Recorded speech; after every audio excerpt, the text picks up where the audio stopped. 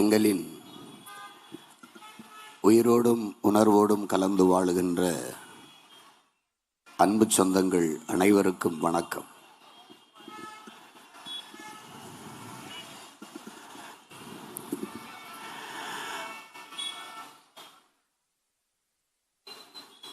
மாற்றம் என்ற ஒரு சொல் இல்லை என்றால் இந்த உலகில் பல்வேறு மாறுதல்கள் நிகழ்ந்திருக்கப் போவதில்லை. நீண்ட காலமாக தமிழரின் அரசியல் வரலாற்றில்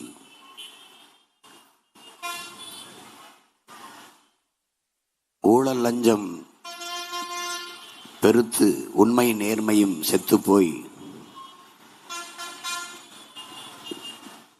ஒரு கொடுமையான ஆட்சி முறையை இந்த திராவிட கட்சி ஆட்சியாளர்கள் கட்டமைத்திருக்கிறார்கள். உங்கள் பிள்ளைகள் ஒரு பெரும் கனவோடு இந்த நிலத்திலே, இந்த தேர்தல் களத்திலே நிற்கிறோம்.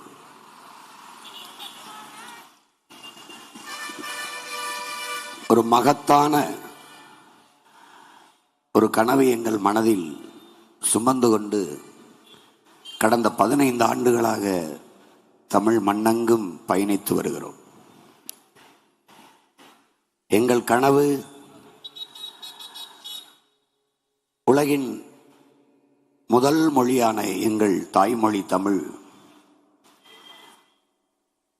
பல்வேறு மொழிகளின் தாயான எங்கள் தமிழ் ஆகப்பெரும் இலக்கிய வளமை கொண்ட எங்கள் மொழி தமிழ் எந்த மொழியின் துணையுமின்றி தனித்து இயங்கக்கூடிய உயர் தனி செம்மொழி எங்கள் தமிழ். எல்லா மொழிகளும் மனிதர்களால் பேசப்பட்டது, எம்மொழி எம் இறைவனால் பேசப்பட்டது. இயற்கையின் அருங்கொடை எங்கள் அன்னை தமிழ். அந்த மொழி எங்கள் தாய் நிலத்திலேயே கண்முன்னே சிதைந்து அழிவதை, எங்கள் தாய் மரணப்படுக்கையில் இருப்பதை பார்க்கச் செய்யாமல் அவர் பிள்ளைகள் மீட்பது காப்பது எப்படி என்று துடித்து தவித்து இந்த களத்தில் வந்தோம். தமிழ் மீட்சியே தமிழர் எழுச்சி என்கிறார் எங்கள் தாத்தா தேவநேய பாவாணர். தமிழ் மீட்சியுற வேண்டும், தமிழ் எழுச்சியுற வேண்டும் என்ற கனவோடு இந்த களத்திற்கு வந்தோம்.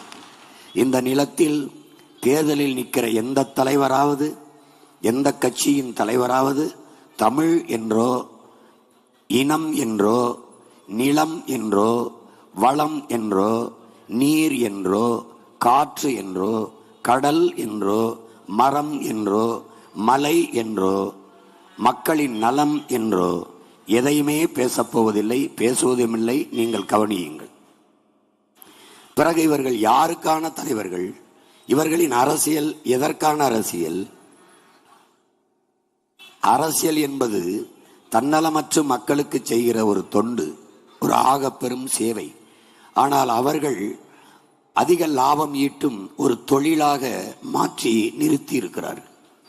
இந்த நிலையில் இருந்து முழுக்க முழுக்க அரசியல் என்பது மக்களுக்கான சேவைதான் என்கிறார் பெருந்தலைவர் தாத்தா காமராஜர் அவர்கள். அரசியல் என்பது அதிகாரத்தை செலுத்துகிற விவகாரம் அல்ல, அது மக்களுக்கு ஆற்றப்படுகிற தொண்டு என்கிறார் எங்கள் உயிர் தலைவர் மேதகவே பிரபாகரன் அவர்கள். அவர்கள் பிள்ளைகள் நாங்கள் அரசியல் என்பது அனைத்து உயிர்களுக்குமான தேவையும் அதை நிறைவு செய்யும் சேவையும், அதுதான் அரசியல் என்று இந்த களத்திலே நிற்கிறோம். எங்களின் கனவு ஒரு நாட்டின் எதிர்காலம் அந்த நாட்டின் வகுப்பறையில் தீர்மானிக்கப்படுகிறது.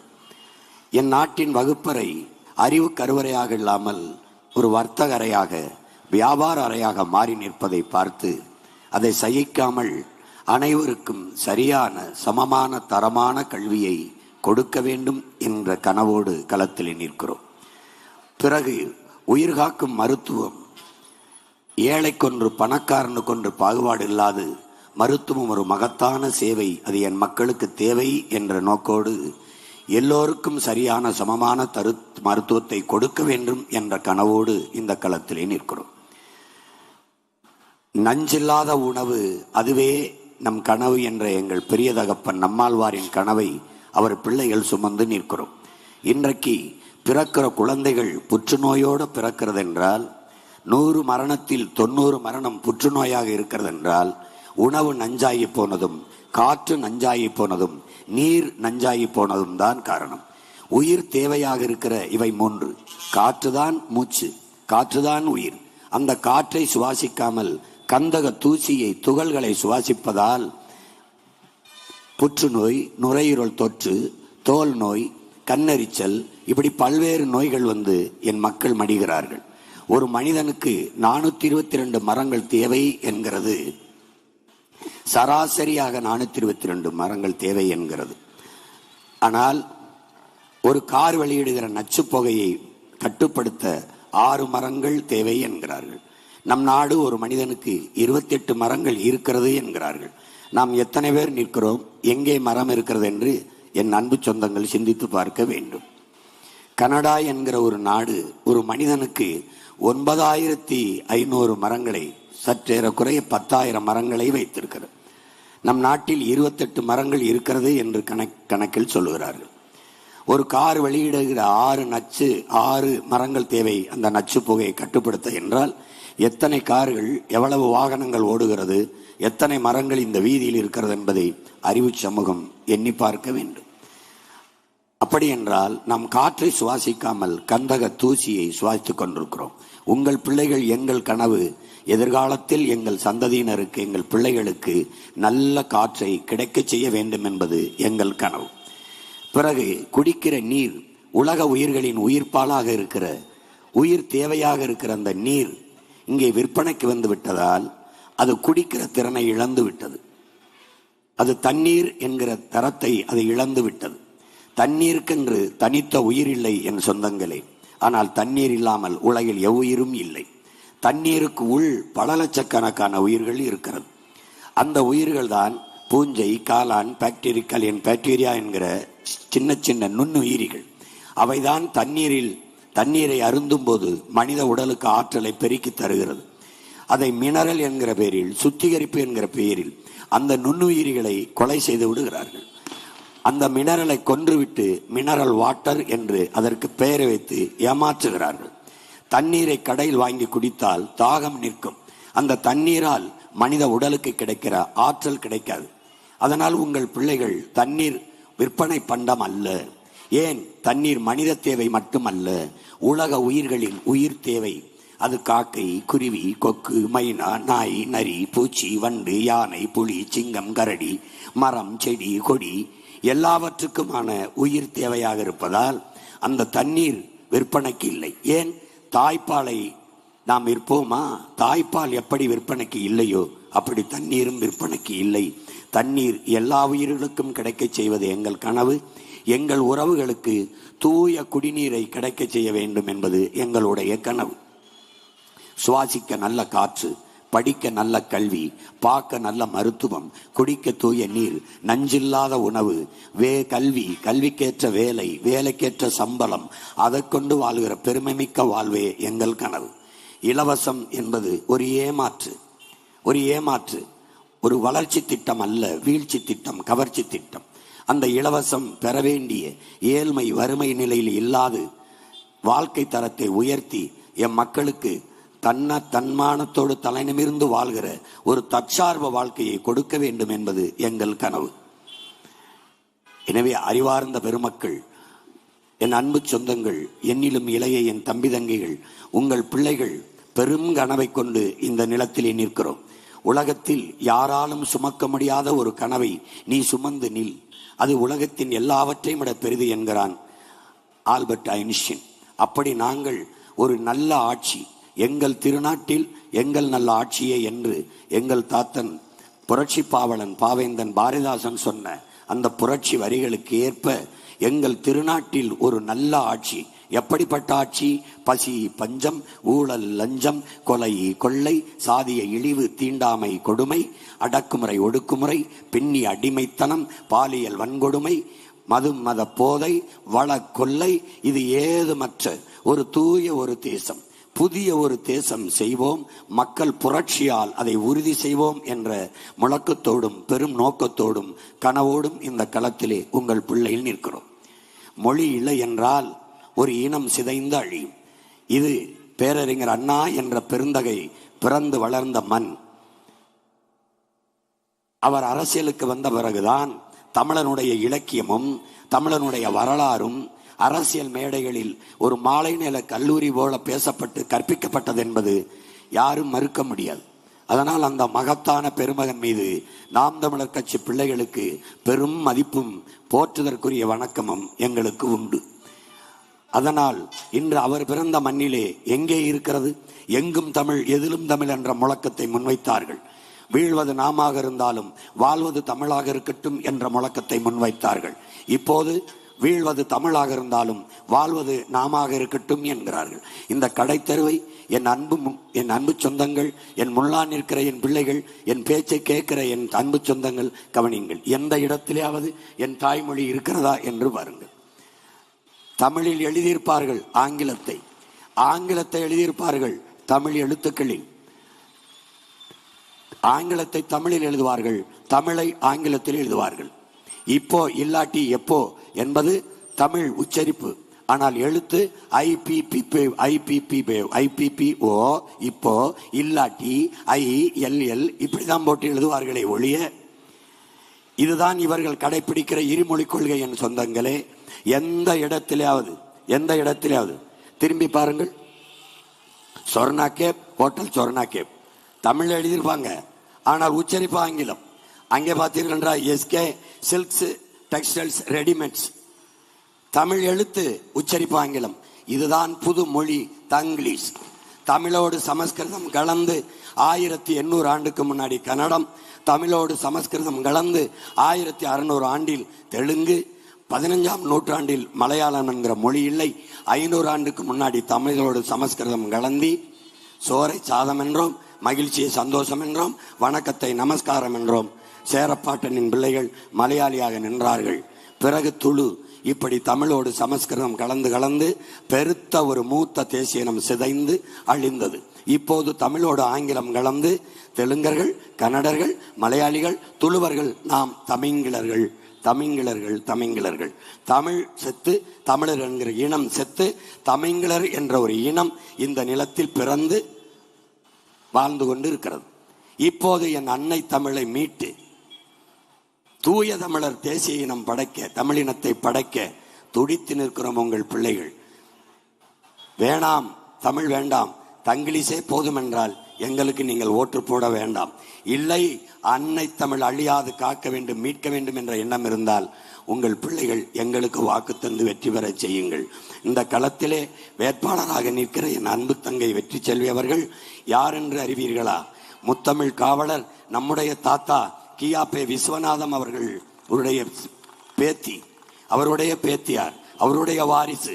இந்த நாட்டிலே என்னுடைய தலைவன், அவருடைய அவையிலே இருந்த ஈழத்து பாவேந்தன் புதுவை ரத்தினதுரை ஒரு கடிதத்தில் எழுதுகிறார், தமிழ் பெரியார் என்று அவர் குறிப்பிட்டது நம்முடைய தாத்தா கியாபே விஸ்வநாதம் அவர்களைத்தான். தமிழ் தேன் சொட்டும் மொழியடா, தமிழ் தேன் சொட்டும் மொழியடா, படித்தேன், ரசித்தேன், சிரித்தேன், இப்படி கொடுத்தேன், எடுத்தேன், எல்லாவற்றிலும் தேன் தேன் என்று அடுக்கடுக்காக பேசி தேன் சொட்டும் மொழியடா என்னுயிர் தமிழ் என்று இயல் இசை நாடகம் என்ற முத்தமிழையும் காத்து நின்ற பேரறிஞர் முத்தமிழ் காவலர் நம்முடைய தாத்தா கியாபே விஸ்வநாதனின் வாரிசு என் அன்பு தங்கை. அதனால்தான் காஞ்சி மண்ணிலே என் தங்கையை நிறுத்தி வெற்றி பெற செய்ய வேண்டும் என்கிற வெறியோடு நாங்கள் உழைத்து கொண்டிருக்கிறோம்.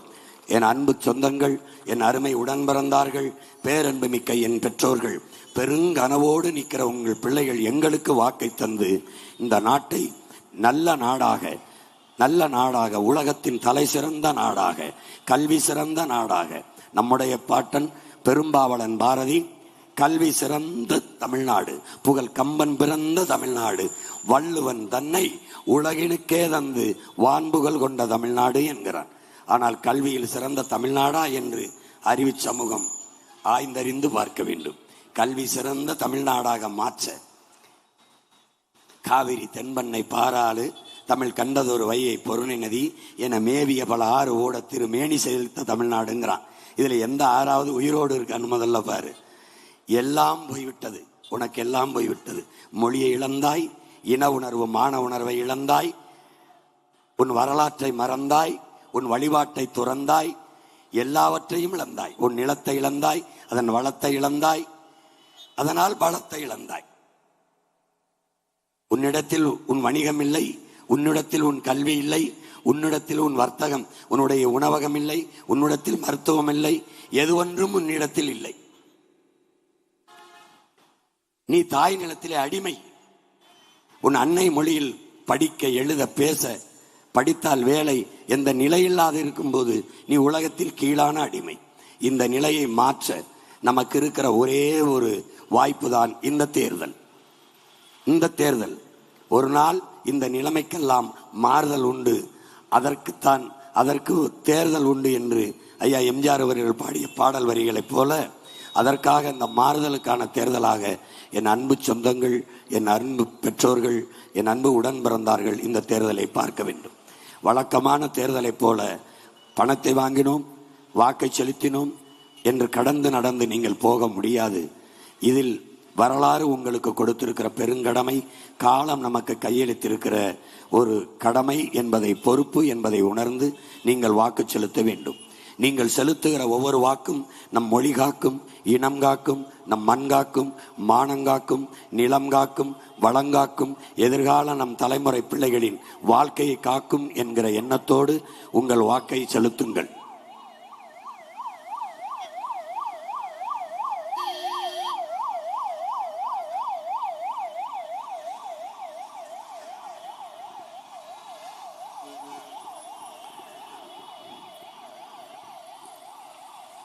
ஒரு நாட்டில் ஒரு விவசாயி வாழ்கிறான், வளர்கிறான் என்றால் அந்த நாடு வாழ்கிறது, வளர்கிறது. ஒரு நாட்டில் ஒரு விவசாயி வாழ முடியாமல் சாகிறான் என்றால் அந்த நாடு நாடில்லை, சுடுகாடு என்று பொருள். ஒரு நாட்டில் ஒரு விவசாயி ஏழையாக இருந்தால் அந்த நாடே ஏழை நாடாகத்தான் கணக்கிடப்படும் என்கிறார்கள். அப்படி என்றால் நம் நாடு எவ்வளவு எவ்வளவு எவ்வளவு மோசமான ஏழை நாடு என்பதை நீங்களே உணர முடியும். அதனால் என் அன்பு சொந்தங்களே, சுழந்தும் ஏற்பினது உலகம், அதனால் உழந்தும் உளவே தலை என்கிறான் நம்மள் முன்னவன் வள்ளுவ பெருமகனார். உளவே தலை, அதை உணராத நாம் மனிதரில் கலை என்ற அந்த கோட்பாட்டை, தத்துவத்தை உங்கள் பிள்ளைகள் முன்வைக்கிறோம். எனவே உழவை மீட்போம், உலகை காப்போம் என்ற முழக்கத்தோடு வருகிறோம். ஏன்? உழவு இல்லை என்றால் உணவு இல்லை, உணவு இல்லை என்றால் உயிர்கள் இல்லை, உயிர்கள் இல்லை என்றால் உலகமே இல்லை. அதனால் உழவை மீட்போம், உலகை காப்போம். எனவே என் அன்பு சொந்தங்களே, உழவர்குடியான அந்த விவசாயிக்கு நீங்கள் வாக்கு செலுத்தி உங்கள் பிள்ளைகள் எங்களை வெற்றி பெற செய்யுங்கள். விவசாய சின்னத்திற்கு வாக்களிப்போம், வருங்கால தலைமுறைக்கு வாழ்வளிப்போம் என்ற உறுதியை நாம் ஏற்போம். புரட்சி எப்போதும் வெல்லும். உங்கள் பிள்ளைகள் எங்களின் வெற்றியதை சொல்லும். எங்கள் இலக்கு ஒன்றுதான், இனத்தின் விடுதலை. இனம் ஒன்றாவோம், இலக்கை வென்றாவோம். தமிழ்தாய் வாழ்க, தலைவர் பிரபாகரன் வாழ்க, நாம் தமிழர்.